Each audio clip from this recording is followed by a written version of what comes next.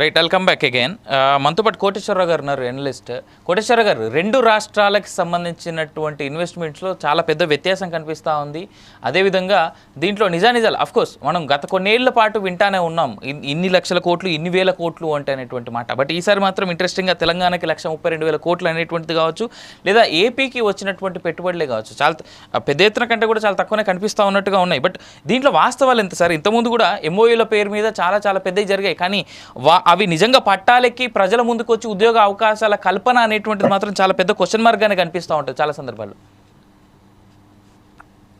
ఇప్పుడు ఆంధ్రప్రదేశ్ కావచ్చు, తెలంగాణ కావచ్చు, యావత్ దేశం అన్ని రాష్ట్రాలకు చెందినటువంటి ప్రతినిధులు లేదా ముఖ్యమంత్రులు ఎవరైనా వెళ్ళొచ్చు. ఇదిగో మా దగ్గర ఉన్నటువంటి రాయితీలు ఇవి, మాకు పెట్టుబడులు పెట్టండి అని అడగటం తప్పలేదు, అడగాలి కూడా.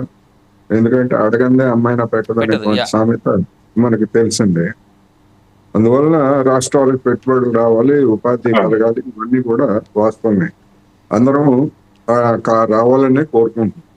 కాకపోతే ఏంటంటే ఇక్కడ సమస్య ఏంటంటే, ఏదైనా క్రిటికల్ గా చూస్తే దాన్ని ఏదో అభివృద్ధి నిరోధకులుగానో లేకపోతే అభివృద్ధిని వ్యతిరేకించేటువంటి వాళ్ళుగానో చిత్రించేటువంటి వాతావరణం ఇవాళ ఉన్నది. అందుకని అవి ఏవైనప్పటికీ, ఎవరు ఎన్ని అనుకున్నప్పటికీ కొన్ని కఠోరమైనటువంటి వాస్తవాలని మనం చర్చించుకోవాల్సినటువంటి అవసరం ఉంది. 2014 నుంచి 2019 వరకు చంద్రబాబు నాయుడు గారు దవోస్ పర్యటనలు జరిపారు. అప్పుడు మొత్తం అంటే 5 సంవత్సరాల కాలంలో చెప్పినటువంటి ఎంఓయూస్ విలువ 18 లక్షల కోట్ల పైన ఉంది. 18 లక్షల కోట్ల 50,000 80,000 కోట్ల ఎంత ఉంది. దానిలో రియలైజ్ అయింది ఎంత అని అంటే, ఒక తెలుగుదేశం ప్రతినిధి నాకు పంపినటువంటి సమాచారం ప్రకారం ఏడాదికి 12,000 కోట్ల రూపాయల చొప్పున 5 ఏళ్ళు, ఆ తరువాత ఆ ఒప్పందాలు అమలు జగన్మోహన్ రెడ్డి గారి హయాంలో 2022 వరకు అమలైనట్టు చెప్పినటువంటి ఒప్పందాల విలువ ఏడాదికి 15,000 కోట్లు. అంటే 18.5 లక్షల కోట్లకు గాను రియలైజ్ అయిందని చెప్తున్నటువంటి అమౌంట్ 1,00,000 కోట్ల వరకు మాత్రమే.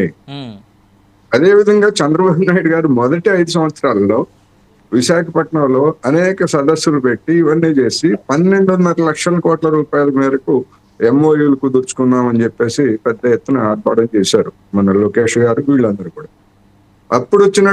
అప్పుడు వాటిల్లో రియలైజ్ అయింది వేరియస్ స్టేజెస్ లో ఉన్నటువంటి పథకాలు, అంటే అవన్నీ కూడా పూర్తయినట్టుగా. అది కూడా 2019 చివరిలో తెలుగుదేశం పార్టీ వాళ్ళు చెప్పింది ఏంటంటే 1,50,000 కోట్లు. అందుకని తెలంగాణ అయినా ఆంధ్రప్రదేశ్ అయినా వైబ్రెంట్ గుజరాత్ పేరుతోటి మనం వికీపీడియాలో చూస్తే ఒక్కొక్క వైబ్రెంట్ గుజరాత్ సదస్సుకి లేటెస్ట్ దానికి $412 బిలియన్ వచ్చిందట, మెమరాండం ఆఫ్ అండర్స్టాండింగ్. అంతకుముందు ఒక 200, 300, మొత్తం $100 బిలియన్ కోట్లు కాదు. ఇవన్నీ చూస్తే ఏమైనాయి? ఈ డబ్బులన్నీ ఏమైనాయి? ఈ ఒప్పందాలు ఏమైనాయి? దేశంలో ఈ నిరుద్యోగం ఏంటి? ఈ దరిద్రం ఏంటి? మనం ఈ చర్చ నిజమా కాదా అని చర్చించుకోవడం ఏంటనేటువంటి ప్రశ్న వస్తుంది. అందుకని చాట్ జీపీటీలో ఎవరైనా కొట్టుకోవచ్చు. తెలంగాణలో దవోస్ పర్యటనలో వచ్చింది ఏమిటి అని అడిగితే, నేను చాట్ జీపీటీని అడిగితే చెప్పింది ఏంటంటే, కేటీఆర్ గారు వెళ్ళారు, అయితే అనేక మెమరాండం ఆఫ్ అండర్స్టాండింగ్స్ కుదుర్చుకున్నారు, కానీ రియలైజ్ అయింది చాలా స్లోగా ఉంది అని చెప్పేసి ఒక్క ఫిగర్ కూడా ఇవ్వలేదు అదే చాట్ జీపీటీ. అదే విధంగా ఆంధ్రప్రదేశ్ కి సంబంధించి నేను చెప్పా కదా, ఒక తెలుగుదేశం అఫీషియల్ స్పోక్స్ పర్సన్ పంపించినటువంటి దాని ప్రకారం 12,000 కోట్ల రూపాయల చొప్పున 5 ఏళ్లలో వచ్చిందని. తర్వాత ఇంకొక అదే కంటిన్యూషన్, అంటే చంద్రబాబు నాయుడు గారు కుదుర్చుకున్నటువంటి ఒప్పందాల అమలు తర్వాత అమల్లోకి వచ్చిన కారణంగా ఒక 3 ఏళ్ల పాటు 15,000 కోట్ల రూపాయలు వచ్చినాయని చెప్పేసి చెప్పారు. మరి అది వైసీపీ వాళ్ళు తమ ఖాతాలో వేసుకోవచ్చు, లేకపోతే ఇంకోటి కూడా వేసుకోవచ్చు. అదేవిధంగా వైసీపీ ప్రతినిధి ఇప్పుడు చెప్పారు 13 లక్షల కోట్ల రూపాయల మేరకు మా నాయకుడు మెమరాండం ఆఫ్ అండర్స్టాండింగ్ చేసుకున్నారండి. ఎంత వచ్చిందో చెప్పమనండి, ఎవరినైనా కానివ్వండి. ఎవరినైనా బీఆర్ఎస్ ప్రతినిధి మన బొత్స శ్రీనివాస్ గారైనా లేకపోతే ఇంకోళ్ళైనా ఎంత రియలైజ్ అయింది అనేటువంటిది చెప్పమనండి. అప్పుడు వాటి యొక్క బండారం ఏంటనేటువంటిది తెలుస్తుంది. ఇక మెగా ఇంజనీరింగ్ కాలేజీ లేకపోతే ఇంకోటి ఏదో ఏదో ఏదో 145,000 కోట్లు వీళ్ళందరూ ఇక్కడ వాళ్ళే. కాకపోతే ఏంటంటే దవోస్ లో శంఖంలో పోస్తే తీర్థం అవుతుంది అన్నట్టుగా దవోస్ వెళ్ళి ఏమి సాధించారు ఏమిటనంటే వీటి గురించి చెప్తున్నారు. అంతర్జాతీయ కంపెనీల సంగతి ఏమిటి, ఇవన్నీ వాటి సంగతి వదిలిపెట్టేసి దేశీయంగా లేదా ఆంధ్రప్రదేశ్ లోను హైదరాబాద్ లో ఉన్నటువంటి కంపెనీలు, ఇక్కడ ఉన్నటువంటి పారిశ్రామిక విధానాలు, ఇక్కడ ఉన్నటువంటి రాయితీలు, ఇక్కడ ఉన్నటువంటి పారిశ్రామికవేత్తలకు తెలియవా? వాళ్ళు దవోస్ వెళ్తే గానీ రేవంత్ రెడ్డి గారి దగ్గర కానీ లేకపోతే చంద్రబాబు నాయుడు గారి దగ్గర కానీ తెలుసుకునేంత దౌర్భాగ్యమైనటువంటి స్థితిలో ఉన్నారు వాళ్ళు.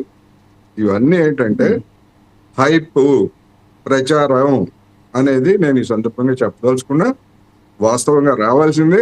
ఎంత మేరకు వచ్చినాయి ఏమిటనేటువంటిది నిజానికి చంద్రబాబు నాయుడు గారు కావచ్చు, రేవంత్ రెడ్డి గారు కావచ్చు, వచ్చిన తర్వాత గతంలో ఏం జరిగింది, ఇప్పుడేం జరిగింది అనేటువంటిది శ్వేతపత్రాలు ప్రకటించి సమాచారాన్ని పబ్లిక్ డొమైన్ లో ఉంచితే విషయాలు తెలుస్తుంది. అసలు మొత్తంగానే మనం దేశవ్యాప్తంగానే చూసినప్పుడు పెట్టుబడులు రావటం లేదు. ఎఫ్డిఐలు 2014-15 ఆ సమయాల్లో వచ్చినటువంటివి 2024 వచ్చేసరికి తగ్గిపోతున్నాయి అనేటువంటి లెక్కలు ఆర్బీఐ వీళ్ళందరూ చెప్తా ఉంటే ఎక్కడి నుంచి వస్తాయి లక్షల కోట్ల పెట్టుబడులు, లక్షల కోట్ల డాలర్లు, ఇవన్నీ కూడా విదేశాల నుంచి ఎక్కడి నుంచి వస్తాయి అనేటువంటి ప్రశ్న. ఎందుకు అంటే ప్రపంచవ్యాప్తంగా ఆర్థిక మాంద్యము ఎదురెదుతున్నటువంటి పరిస్థితుల్లో ఎవరైనా పెట్టుబడులు పెట్టేటువంటి వాళ్ళు అంత గుడ్డిగా వస్తారని నేనైతే అనుకోవట్లేదు. ఏమైనప్పటికీ వీళ్ళందరూ చేస్తున్నటువంటి ప్రయత్నాలతోటి 1,000 మందికి వచ్చినా, 2,000 మందికి వచ్చినా, 10,000 మందికి వచ్చినా ఉద్యోగాలు, ఉపాధి, అది సంతోషమే.